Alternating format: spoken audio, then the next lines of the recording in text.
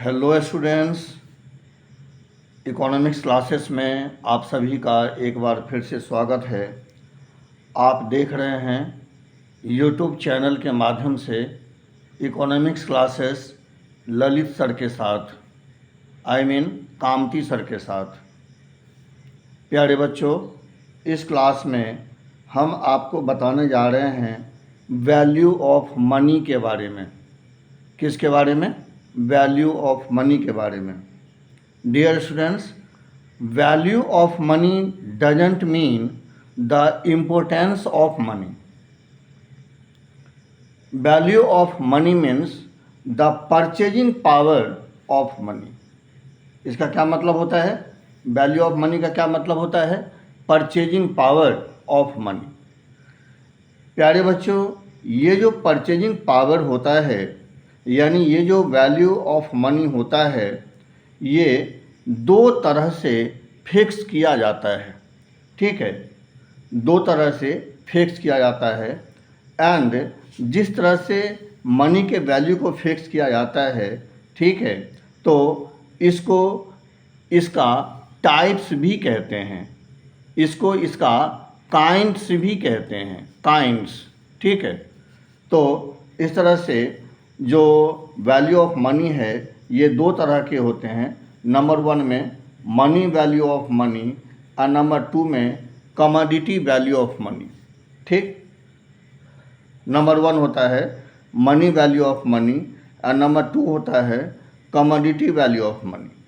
अब आइए देखते हैं एक एक करके कि मनी वैल्यू ऑफ मनी क्या होता है। प्यारे बच्चों, द वैल्यू ऑफ मनी, पहले हम मनी वैल्यू को डिफाइन कर रहे हैं, सुनिए ध्यान से। The value of money which is decided by the central government और by the authority of the central government, that is called money value of money.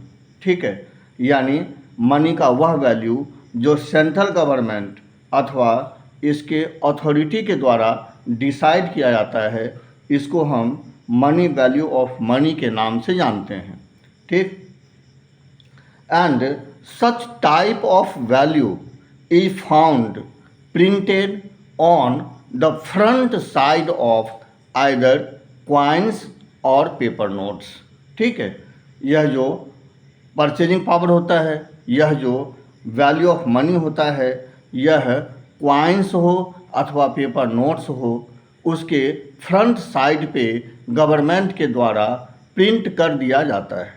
ठीक है, इसी का नाम है मनी वैल्यू ऑफ मनी। ठीक है, समझ में आ गया।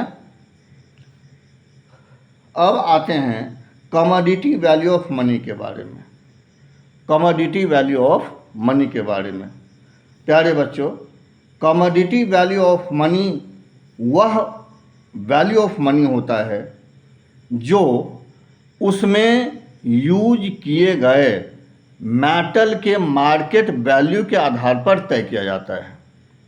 Means the value of money, when the value of money, listen again, when the value of money is decided according to the value of the market value of metal which is used in making of coins, that is called commodity value of money। ठीक है, यानी जो money का value होता है वह उतना ही होता है जितना उसमें लगे हुए, उसमें यूज किए गए मेटल का वैल्यू होता है। ठीक है, उतना ही उसका वैल्यू होता है। For example 1 rupee silver coin during the British age, यानी अंग्रेज़ों के समय में आपने देखा होगा कि 1 रुपी कॉइन होता था जो सिल्वर का बना होता था। अच्छा, अब सवाल ये उठता है कि सिल्वर का कॉइन जो था तो उस पर 1 रुपी क्यों प्रिंटेड था? क्योंकि उस समय जो उसमें जो सिल्वर लगता था, यानी 10 ग्राम्स का सिल्वर लगता था, उसमें यूज किया जाता था। एंड उस समय 10 ग्राम्स ऑफ सिल्वर की जो मार्केट वैल्यू थी, उसका जो मार्केट वैल्यू था वह कितना था, ₹1 के बराबर। ठीक है, ₹1 के बराबर। तो उस समय जो अंग्रेज़ों के ज़माने में जो उस कॉइन का जो कीमत, कॉइन की जो कीमत थी वह ₹1 जो प्रिंट की गई थी, वो इस वजह से क्योंकि उस समय 10 ग्राम्स सिल्वर की जो कीमत थी, जो मार्केट वैल्यू था, वह था ₹1। ठीक, तो इस तरह से आप कह सकते हैं कि कमोडिटी वैल्यू ऑफ मनी वह वैल्यू ऑफ मनी होता है जिसमें मनी की कीमत, जिसमें मनी की परचेजिंग पावर, उसमें यूज किए गए मेटल के मार्केट वैल्यू के आधार पर तय किया जाता है। ठीक है, तो इसी का नाम है कमोडिटी वैल्यू ऑफ मनी।